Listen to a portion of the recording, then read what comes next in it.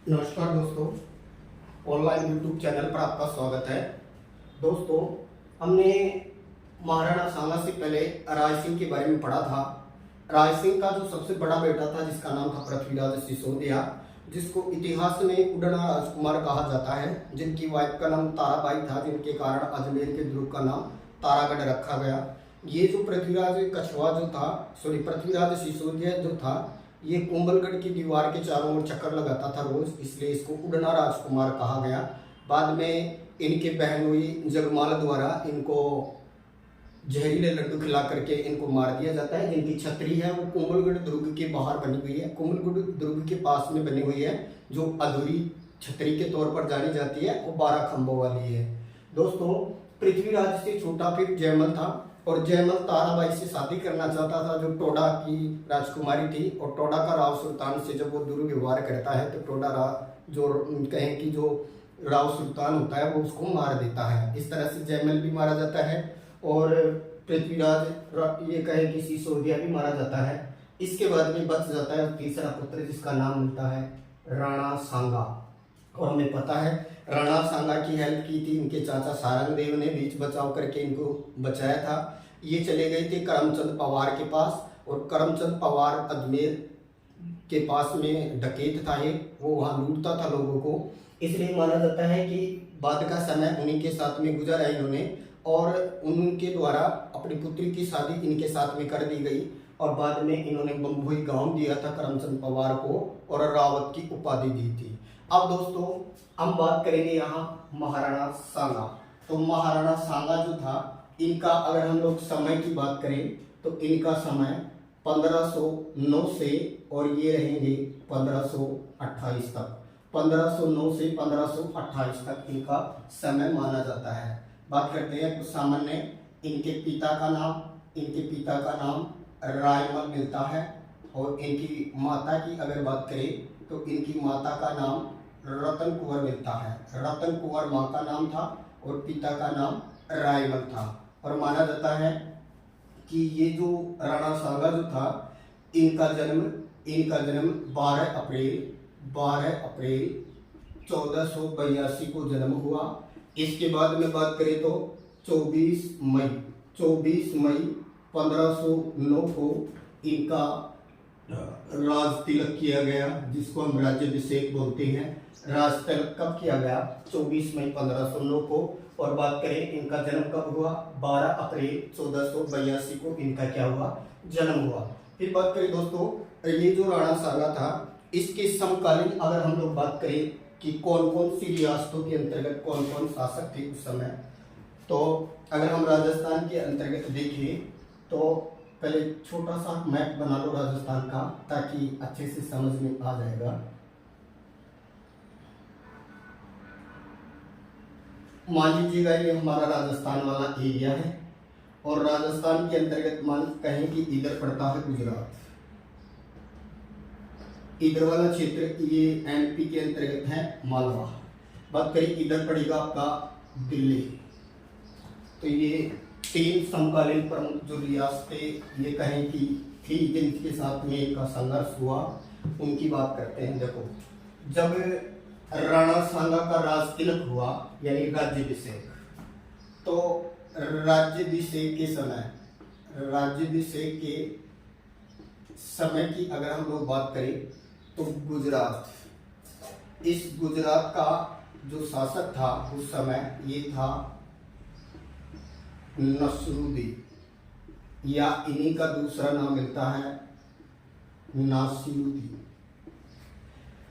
दोस्तों, ये जो नसरुद्दीन या नासिरुद्दीन ये मालवा का था। कहाँ का था? मालवा का था। और गुजरात का था, जिनका नाम मिलता है महमूद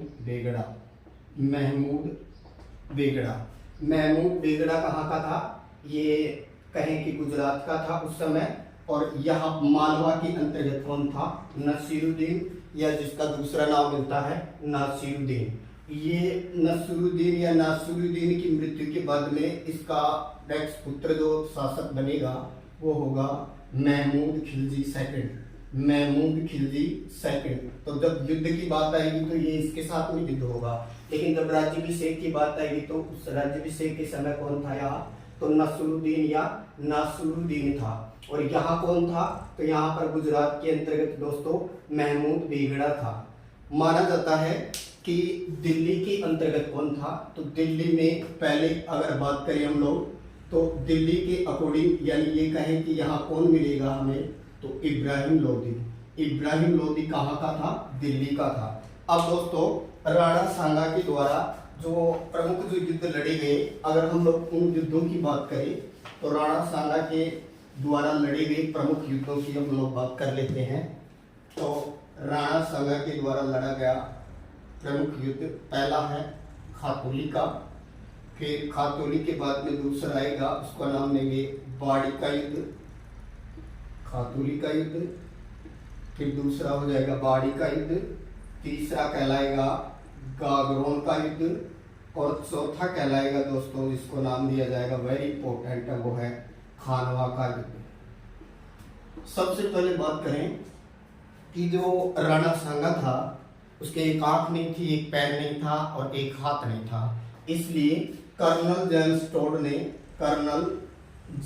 टोड ने राणा सांगा को सैनिक का भग्नावशेष कहा है। सैनिक का भग्नावशेष कहा है क्योंकि एक हाथ एक पैर यानी खंडर, भग्नावशेष का अर्थ होता है खंडर, क्योंकि हाथ पैर यानी ये कहें कि माना जाता है कि राणा सांगा के शरीर पर 80 घाव थे। सब बताते हैं राणा सांगा के शरीर पर कितने घाव थे, 80 घाव थे। इन्हीं के नेतृत्व में राजपूत एक हुए और विदेशियों से लड़ाई लड़ी, इसलिए याद रखिएगा इन्हें हिंदू पथ भी कहा जाता है। इन्हें हिंदू पथ के तौर पर भी जाना जाता है राणा सांगा को। ये जन्मजात सैनिक के तौर पर भी प्रसिद्ध रहे। फिर बात करें दोस्तों कि राणा सांगा का जो पहला युद्ध लड़ा गया, ये लड़ा गया खातौली में। खातौली इसका संबंध कहाँ से, बूंदी से, लेकिन वर्तमान में खातौली कहाँ, कोटा में। और ये युद्ध कब लड़ा गया, तो याद रखिए ये लड़ा गया 1517 में। फिर दूसरा आता है बाड़ी का, ये 1518 में। फिर आएगा गागरोन का 1519 में। फिर आएगा खानवा का, और खानवा से पहले एक और युद्ध आएगा, इसको नाम दे दो बयाना का युद्ध, बयाना का युद्ध। और बयाना का युद्ध ये 1519। फिर बात करें आ जाता फरवरी, ये लड़ा जाएगा फरवरी 1527 को। और लास्ट आ जाएगा जिसको नाम देंगे खानवा का युद्ध। और खानवा का युद्ध जिसमें तुगलमा पद्धति का प्रयोग किया गया, पहली बार तोप खाने का प्रयोग किया गया, ये लड़ा गया 17 मार्च 1527 को। अब दोस्तों याद रखिए खातौली पहले बूंदी में था, अब कोटा में है, बाड़ी ये धौलपुर में है, गागरोन ये झालावाड़ में है, बयाना ये भरतपुर में है, और खानवा ये रूपवास तहसील ये भी भरतपुर में ही है। सबसे पहले बात करें खातौली का युद्ध जो 1517 में लड़ा गया, इस युद्ध के अंतर्गत कौन हारा या कौन जीता, तो ये युद्ध लड़ा गया दिल्ली का जो शासक जिसका नाम है इब्राहिम लोदी, दिल्ली का इब्राहिम लोदी। और बात करें इधर से तो राणा सांगा, इब्राहिम लोदी व राणा सांगा के बीच ये युद्ध लड़ा गया, और इस युद्ध में राणा सांगा की क्या हुई, विजय हुई। फिर आता है बाड़ी का युद्ध।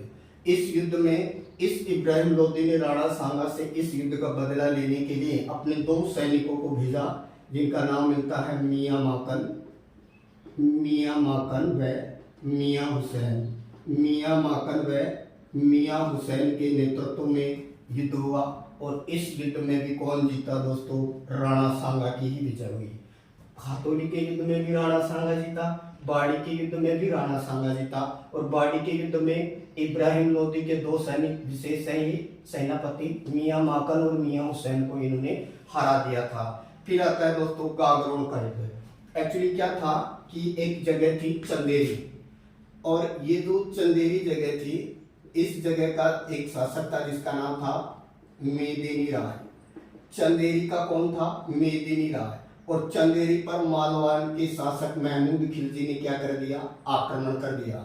और माना जाता है मेदिनी राय सांगा से सहायता मांगने आया, इसलिए ये गागरोन नामक जगह पर प्रसिद्ध युद्ध लड़ा जाता है मेदिनी राय की हेल्प के लिए, और इसीलिए इसको गागरोन का युद्ध के नाम से जाना जाता है। तो गागरोन का युद्ध किस किस के बीच हुआ?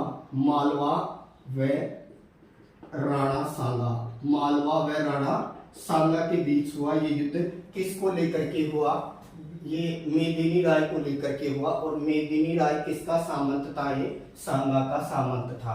तो गागरोन का जो युद्ध लड़ा गया, ये लड़ा गया 1519 में। अब आता है दोस्तों ये बयाना का युद्ध। देखिए बयाना भरतपुर में है। बयाना नील की खेती के लिए प्रसिद्ध रहा है, और बयाना में पहला समुद्रगुप्त द्वारा निर्मित कीर्ति स्तंभ या विजय स्तंभ है राजस्थान का। और बात करें बयाना में ऊषा मंदिर व ऊषा लाट भी है। दोस्तों फरवरी, ये कहें कि फरवरी 1527 को ये युद्ध लड़ा गया था, बयाना का युद्ध। और बयाना का जो युद्ध लड़ा गया था ये भरतपुर में लड़ा गया था। ये किस किस के बीच लड़ा गया ये बयाना का युद्ध? तो याद रखिए बयाना के युद्ध में बाबर का बहनोई मेहंदी हसन था। बाबर का बहनोई मेहंदी हसन था, और इस युद्ध में हार होती है। और ये कहे कि बयाना के युद्ध में राणा सांगा की क्या होती है? विजय।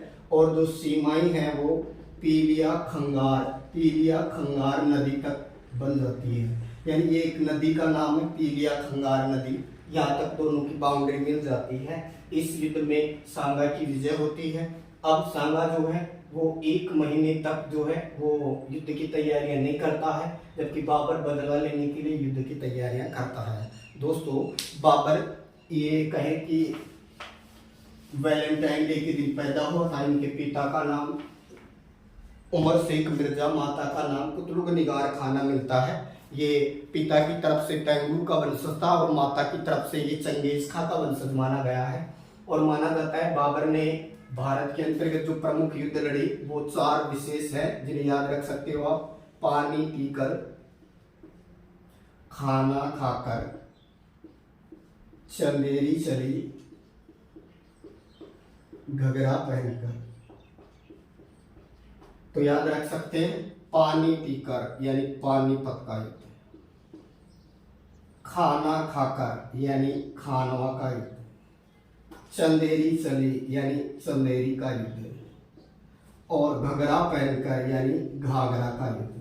दोस्तों बाबर ने 4 प्रमुख युद्ध लड़े। 1526 में खानवा वाला, 1527 में, चंदेरी वाला 1528 में, और बात करें घाघरा का युद्ध 1529 में। पानी पीकर, खाना खाकर, चंदेरी चली, घगरा पहनकर। पानी से पानीपत का, खान से खानवा का, चंदेरी से चंदेरी का, घगरा से घाघरा का। घाघरा का युद्ध 1529। यानी ऐसे भी याद रख सकते हैं कि 26 में पानी पिया, 27 में खाना खाया, 28 में चंदा लिया, 28 में चंदा लिया, 29 में घर गया और 30 में मर गया, क्योंकि बाबर की 30 में क्या हो जाती है दोस्तों? मृत्यु हो जाती है। तो ये कहें कि ये जो बयाना का युद्ध हुआ था, इस युद्ध में इस सांगा की क्या होती है? विजय होती है। अब बात करेंगे हम लोग, अगला महत्वपूर्ण युद्ध है वो है खानवा का युद्ध। दोस्तों कर्नल जेम्स टोड ने लिखा है कि 7 राजा, 9 राव और 107 सरदार सांगा की तरफ से युद्ध में लड़ने आए थे, एक नीति के तहत जिसको नाम दिया जाता है पाती पर्वन। ये पाती पर्वन क्या है? सभी राजपूत जातियां या कहें कि राजपूत जो है वो सांगा के नेतृत्व में लड़ते हैं। इसको ये कहें कि विदेशियों को निकालने के लिए सांगा द्वारा एक पत्र लिखा जाता है, और इस युद्ध में भाग लेने के लिए यानी सांगा की तरफ से खानवा के युद्ध में लड़ने के लिए कौन कौन आया? तो बात करें बीकानेर, तो बीकानेर का कल्याणमल आया, बीकानेर का कल्याणमल आया। बात करें मारवाड़ की यानी जोधपुर की, तो गंगापुत्र मालदेव आया, मालदेव राठौड़। इसके बाद बात करें आमेर की, तो आमेर से पृथ्वीराज कछवा आया, पृथ्वीराज कछवा आया, जो अपने 7 पुत्रों के साथ में यहाँ मारा गया था, जिनके शासन को 12 कोठड़ी शासन के तौर पर जाना जाता है। और बात करें मेवात की, तो मेवात से एकमात्र मुस्लिम हसन खां मेवाती था। हसन खां मेवाती था। इसके अलावा दोस्तों बात करें हम लोग ईडर और ईडर से कौन आया था लड़ने के लिए? भारमल आया था। ईडर से भारमल आया था। इसके अलावा आलम खां लोधी व दौलत खां लोधी। आलम खां लोधी, दौलत खां लोधी। इसके अलावा सलहदी तंवर ये पत्र व्यवहार के लिए जाना जाता था। पत्र व्यवहार के लिए याद रखना, सलहदी तंवर और नागौर के खानजादा इन दोनों ने ही सांगा के साथ में क्या किया था दोस्तों? विश्वासघात किया था। तो याद रखना, सलहदी तंवर और नागौर का खानजादा इन दोनों ने सांगा के साथ में क्या किया था? विश्वासघात किया था। इसके अलावा एक और भी आए थे, जैसे हम लोग बात करें झाला सज्जा, उदय सिंह, बागड़ का उदय सिंह। तो इस तरह से ये युद्ध में लड़ने के लिए आते हैं। और इस खानवा के युद्ध में बाबर द्वारा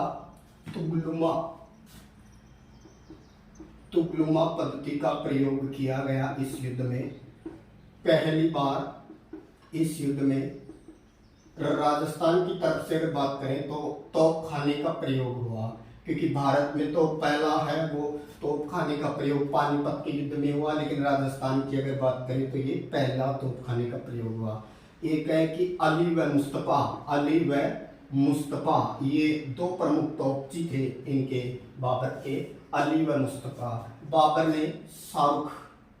बाबर ने शाहरुख नाम का सिक्का भी चलाया था। शाहरुख नाम का क्या चलाया था? सिक्का भी चलाया था। दोस्तों ये मानते हैं कि बाबर काबुल जीतने के बाद में इसने सिक्के बांटे थे, इसलिए ये क्या कहलाया? कलंदर कहलाता है। और माना जाता है खानवा के युद्ध को जीतने के बाद में इन्होंने सैनिकों के सर कटवाए, उनकी मीनार बनाई और एक उपाधि धारण की जिसको नाम दिया जाता है गाजी। तो गाजी की उपाधि बाबर ने सैनिकों के सिरों की मीनार को बना करके उसके ऊपर बैठ करके धारण किया। गाजी का अर्थ क्या होता है? गाजी का अर्थ होता है काफिरों का विनाशक, काफिरों का नाश करने वाला। काफिरों का नाश करने वाला कौन कहलाता है? गाजी। तो दोस्तों खानवा के युद्ध को बाबर ने क्या घोषित कर दिया था? तो याद रखना, खानवा के युद्ध को बाबर ने जिहाद घोषित किया था। जिहाद का अर्थ होता है धर्म युद्ध। इन्होंने बहुत सारी बातें कही थी कि सैनिक लड़ने के लिए तैयार ही नहीं हुए थे, तो इन्होंने कहा मैं शराब नहीं पीऊंगा और आज के बाद में तुम मुस्लिमों से जो टैक्स लगता है एक विशेष प्रकार का तमगा कर, ये तमगा कर भी क्या कर दिया जाएगा? माफ कर दिया जाएगा। और खानवा के युद्ध को धर्म युद्ध घोषित कर दिया जाता है। अब दोस्तों युद्ध भूमि में सांगा की तीर लगता है। तीर लगने के कारण वो घायल हो जाता है। बताते हैं कि ये जो मालदेव राठौड़ वगैरह होते हैं, झाला अज्जा वगैरह होता है, ये इनको वहां युद्ध भूमि से निकाल लेते हैं।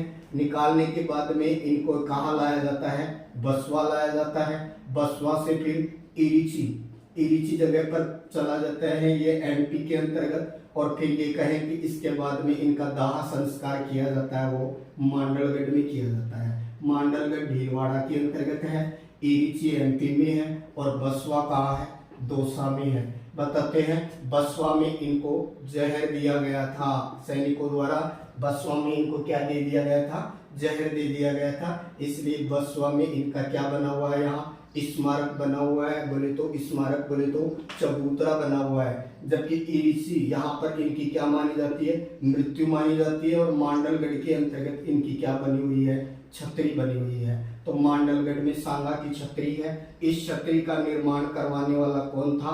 करमचंद पवार था। तो याद रखिए सांगा की छतरी मांडलगढ़ भीलवाड़ा में है, जिसका निर्माता करमचंद पवार था। इरिची एमपी में इनकी मृत्यु हुई थी। और दौसा में जो बसवा नामक जगह है वहां पर इनका स्मारक बना हुआ है। खानवा के युद्ध में जो मुस्लिमों से लिया जाने वाला जो तमगा कर था उसको माफ करने की बात भी बाबर करता है। दोस्तों, सांगा एक जन्मजात सैनिक के तौर पर जाना जाता है। सांगा की मृत्यु हो जाती है और सांगा की मृत्यु के बाद में अगला शासक जो बनता है रतन सिंह वगैरह, उनकी हम लोग चर्चा करेंगे अगली क्लास में। चैनल को लाइक करें, सब्सक्राइब करें। Thank you.